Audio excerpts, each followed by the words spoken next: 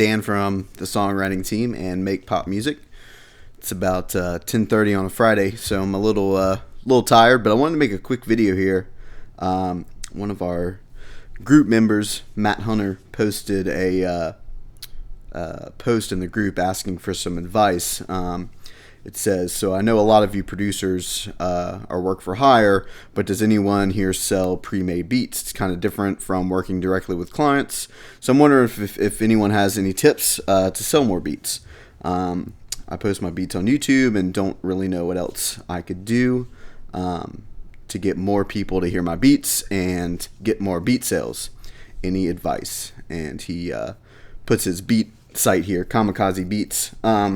So anyway, there's like a lot to this topic, and I'll say that it isn't my primary expertise, but I do have some experience with it. So it's easier, honestly, for me to just make a quick video to kind of go through some of the stuff on Matt's site and YouTube channel, and hopefully give a couple of pointers as far as how to enhance what he's got going on, which so far it looks great, and all of his tracks sound really cool. So here's his beat site, kamikazebeats.com, and it's laid out like most beat sites are. Has a kind of flash player here. I'm not sure what solution he's using for this. There's a couple of different ones. Has pricing table and things like that. So obviously, to put together a beat site, it's pretty simple to do, which is really cool. The tough part, though, is that a lot of people's beat sites look exactly like this. Selling beats online has been around for a long time. I mean, I know guys like Gija and people like that who have been selling beats online since like 2001. So it's been around, and you could say it's saturated. It is, but that doesn't mean that you can't still be successful with it.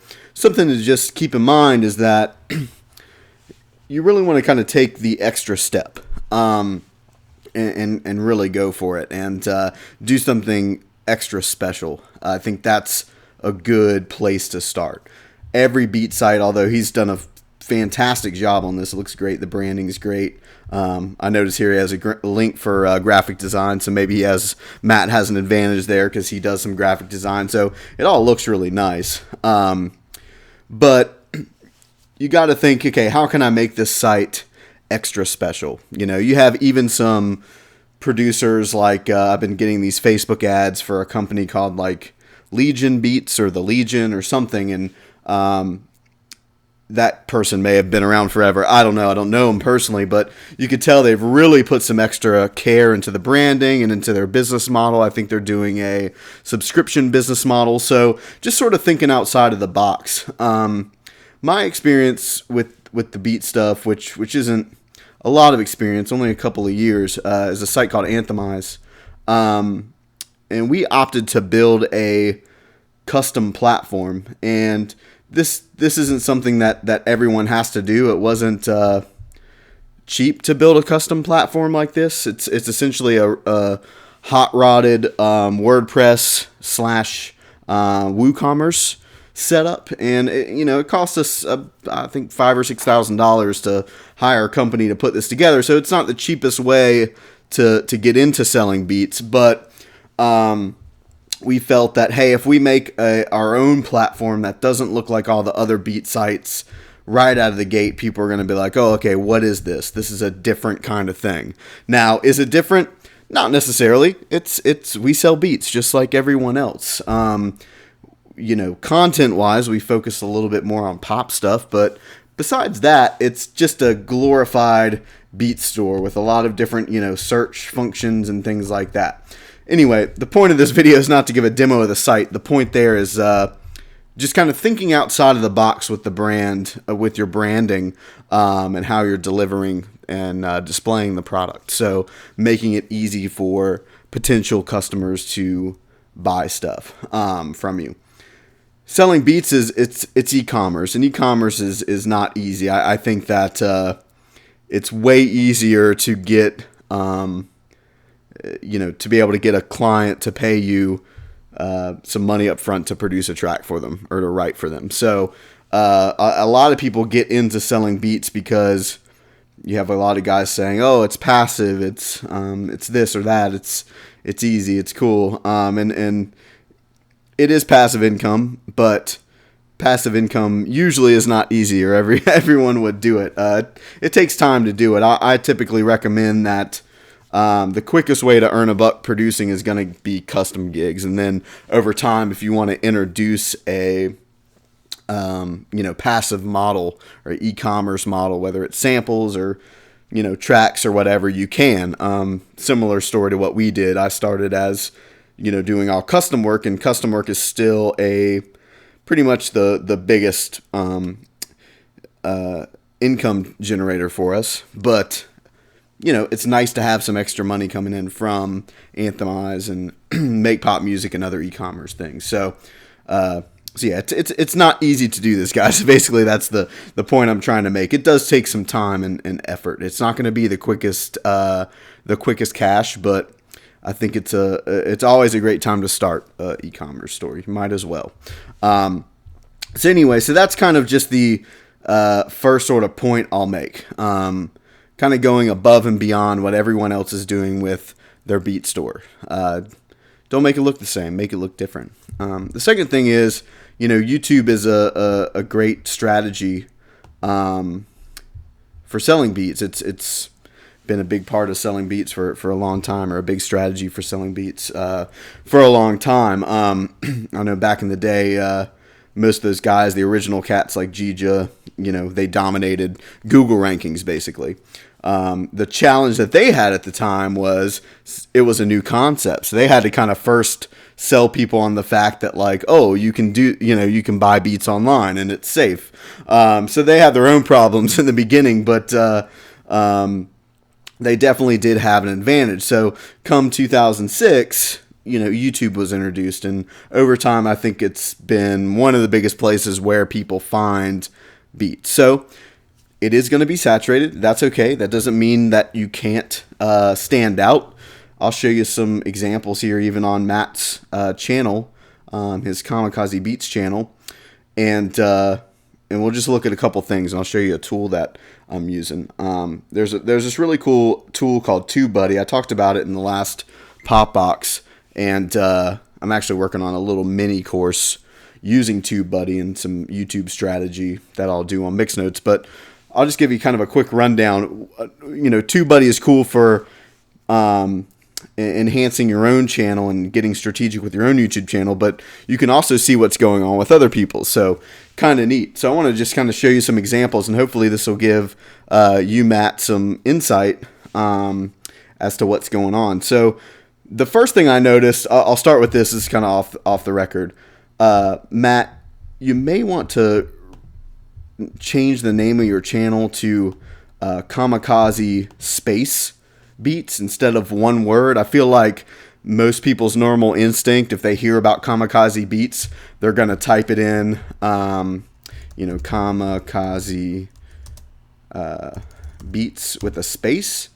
And unfortunately, you're not ranking for that. So it looks like some other guys have song titles that are Kamikaze. So that's something to consider versus if we go back and do it kind of as one word like your channel is. You do pop up there, of course, but that may seem kind of small, but it's something to consider for sure. But anyway, let's look at your channel here. Site looks great, nice branding. Got a link to the store.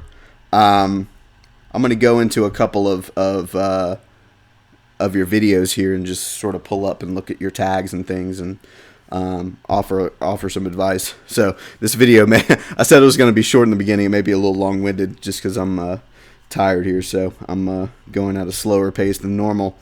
But so YouTube has also been a pretty cool strategy for our beat site, Anthemize. We get a lot of traffic from there. I'd say that YouTube is a big one. Instagram worked pretty well for us, just posting little clips of the beats. And a little bit of Google. That's one thing. I'll go back here real fast. When you have your own platform, the developers who built this for us, one thing that I really wanted them to do is be able to make, although all of the beats are in this nice little kind of player here, technically behind the scenes they do have their own page where we can, build keywords around them. So if someone is searching for, a Dea type beat or a Halsey type beat, we have some keyword stuff going on in the background, even though the public won't ever see those pages. Just something to think about, kind of a benefit of doing it that way. SEO has always been a big thing, but for us, big thing for us. So we'll jump back into YouTube though, and let's start with this Chainsmokers beat, which is really cool sounding. I'm gonna pause it here, but you guys can go check it out and listen to it. So Matt, I see you're doing kind of the common stuff here, the Chainsmokers type beat, 2017, got the name of the track, some genre stuff, and then produced by. And overall, pretty good. I mean, pretty straightforward. That's what a lot of people are doing. Something that you may want to consider is just making sure that you're not doing too much like keyword stuffing. Like, you don't have to put every bit of information there in the title. What primarily works is picking a one focus keyword and aiming for that. So if your main focus keyword is the Chainsmokers type beat 2015, great, put that there. Also put it down here in your description. The description is a big part of where YouTube's pulling data from. I noticed that you do have it up here, but not down here in the description. So perhaps just add it at the top of the description. If you want to put some more content, I know this takes some work, but even if you write just a little paragraph about the track, your inspiration for it, you can include like the genres in that. YouTube in a lot of ways is kind of, works similarly to Google searches in the fact that it looks for what's relevant to the person searching. What's the most relevant video for them, and it's going to look at that description. So feel free to put a little bit more stuff in there. But as far as what you have in here, your links to your Facebook, Instagram, SoundCloud, of course, most importantly, a link for them to buy it. Things like that. That's all awesome. But add a paragraph. Just going in, including this main keyword that you're going for, as well as some other info so that YouTube can look at it and say, okay, this seems like a relevant video based on what this description says for the person who's searching for, the Chainsmokers type beat. So hope that makes sense. I'm going to go to your tags here. So TubeBuddy, this tool that I'm using, also allows me to look at other people's tags, which is kind of neat. So let's see here. Okay, cool. So it's all loaded up. So what's cool about TubeBuddy is it shows the tags, and this will do it for your own videos and other people's videos. And then it shows you the ranking. So overall, like, this is pretty good. I mean, your main keyword here, the Chainsmokers type beat 2017, you ranked 11 for that. So that's either first or second page. Chainsmokers type beat without the number 9. Chainsmokers type beat in general is 10. Chainsmokers type beats plural is 8.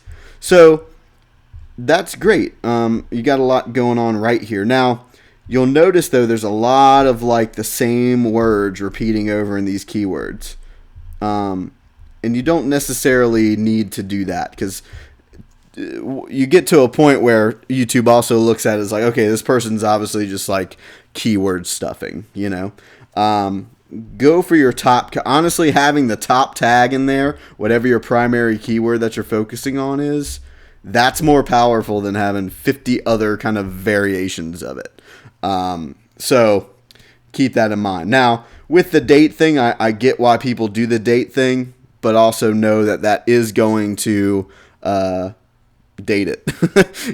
When 2018 comes around, it may not be a thing anymore. You could update it, but now you're going after a new keyword. Now you're going after 2018, and you're kind of giving up some of the leverage that you already had. So keep that in mind when choosing keywords. So one of the other cool things is with this TubeBuddy tool is we can go in and click on one of Matt's tags here. I'll wait for this to load up. Come on. So Chainsmokers type beat. So although you're ranking for this one, number 10, Matt, in general, that's cool. On the surface, it's like, yeah, cool, you're ranking for that. Great. Unfortunately, it's not showing that keyword is a really great keyword. Just based on how much competition there is for it versus the low amount of search volume, it's a 38 out of 100. So even though you got number 10 for it, in general, it's not a great keyword. But let's look at some other ones. So this is looking at the keyword, the Chainsmokers type beat 2017. So that's average. That's a little better, 57 over 100. So it still has kind of low search volume, but the competition's lower on that particular keyword. So you're going to pull more people in that way. Let's look at the Chainsmokers type beat. So again, this is the keyword we're kind of looking at right now, researching. So that one's bad as well. Higher competition, lower search. Let's look at another one. Chainsmokers type beats.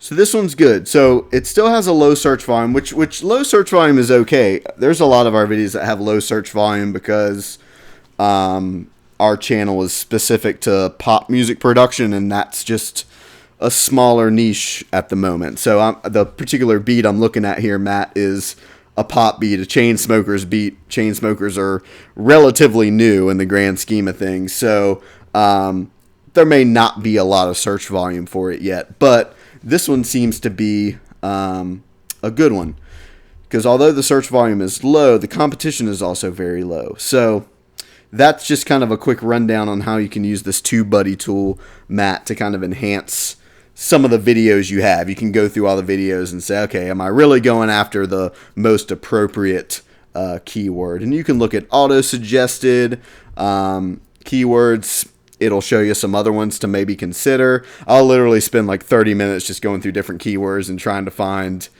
the best one I can and just go with it. So you don't have to spend days on it. Just give it a half hour for each video and find the best one. You can also look at who is really ranking high for that. The top ranking in the search right now, it's a channel called Mantra. So you can kind of look at what they're doing, take some ideas, things like that. So it gives you a lot of cool data. And I'm actually on this particular computer just running the free version of TubeBuddy. So you can start using this right now, Matt. So let's look at another one of your tracks, because the Chainsmokers one's pretty good.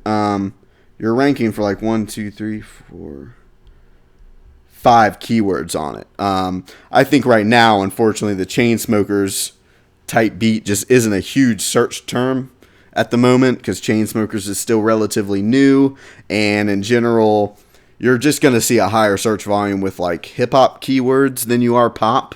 But don't let that discourage you, because that's good. That means you're kind of on the front end of something that will hopefully pick up. That's very similar to us in our pop music production tutorials.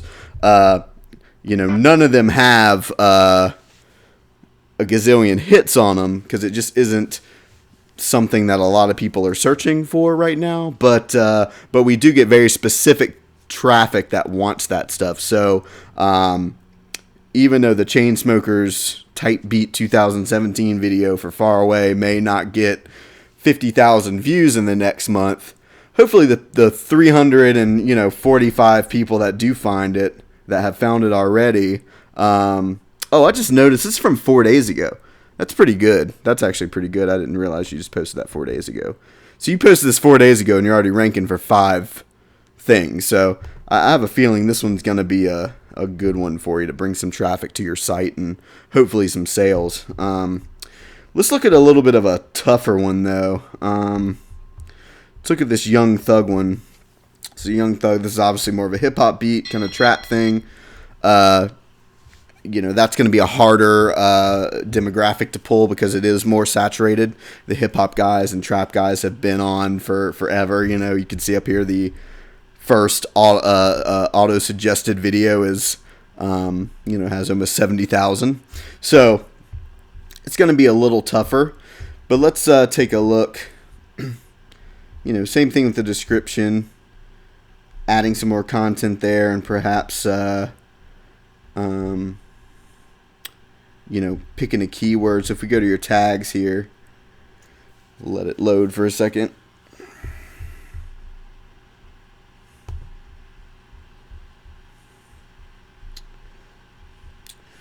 Okay, so it doesn't look like you're ranking on any of these keywords, and that's okay. Not every video is going to rank, but perhaps go in and see maybe Young Thug Type Beat 2017. That looks like it's your main keyword. It's right here, first in your description, first in your tags here. But let's open up that tag and see, or that keyword, and see how competitive it is.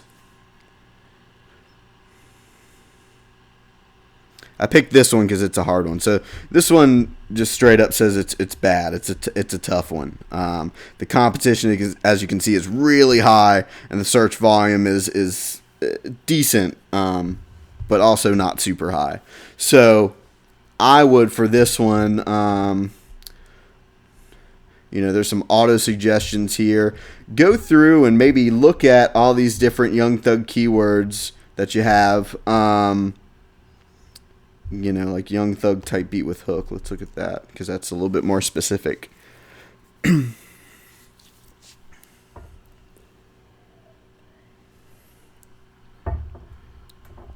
So that one's average. Low search volume, but not terrible. It's calling it average search volume. And competition is also average. So that one may be something you want to go after as your main keyword instead. Just doing some research like that. So anyway, that we could get super into this and get boring with it. But Matt, hopefully that helps, just kind of going through and saying, hey, enhancing the YouTube videos you already have, because you've already done the work. You've put the videos up. You've made them. They look great. So this will give you just maybe spend a weekend going through and optimizing the YouTube stuff. Now, in your original post, you also asked for... go back here. Post to YouTube, but not sure what else you can do. So other things that you can do is, if you've had any sales, I don't know the specifics of your business. I did notice that you are promoting a mailing list on your website. So if you've captured some emails or customers, even if it's 10 people, really make sure you're utilizing that list of people and treating them well and staying in touch with them and cultivating that community. You'll be surprised what you can do with 10 or 20 customers. I think a lot of people just kind of are always focusing on getting new customers instead of, giving some attention to the ones you already have. Maybe you do a special for previous customers only, or maybe you're talking to them. I'd at least be talking to them, sending out a mailing list, or mailing email blast, whatever you want to call it, to your list, weekly or bi-weekly, whatever frequency you want to do, but just making sure it's consistent. Maybe you can make a group for your beats. Obviously the group has worked really well for, producers like Austin and, other folks, the Cymatics guys with their sound design. They've built a really nice group where they've cultivated a community. There's a lot of examples of that, of course. So yeah, that's some extra ideas, focusing on still focusing on bringing in new clients, but not forgetting the ones who have already purchased from you or the ones who have already worked with you. If it's just purely an income thing, you can also, reach out to people who have bought beats from you and say, hey, want to let you know I'm running some specials on like doing some custom stuff, or hey, do you need help top lining it? With Anthemize, like we sell beats through it, and it's pretty decent. We don't push it as much as we should. Down the road, I'd love for it to be just a place where like a bunch of different producers can put their work on it, make it a platform, which we've done. There's, I guess, 4 or 5 different people on it now. But what it does, what's also cool about it is it attracts, custom work for us. So it's almost just like a really fancy and expensive lead generator for us right now. But we also use it as a drop sell. So if you have clients that you do custom stuff with, pitch them on your pre-made beats, and then vice versa. If you have people that have come in and purchased pre-made beats, upsell them to, your custom services. Hey, maybe they need it mixed, maybe they need, top lining, maybe they want a custom track, things like that. So anyway, I'll ramble on, so I'm going to stop. But that's just a couple of things there, based on your question here, Matt. Appreciate you asking and participating in the Make Pop Music group. And until next time, hope that helps. Bye now.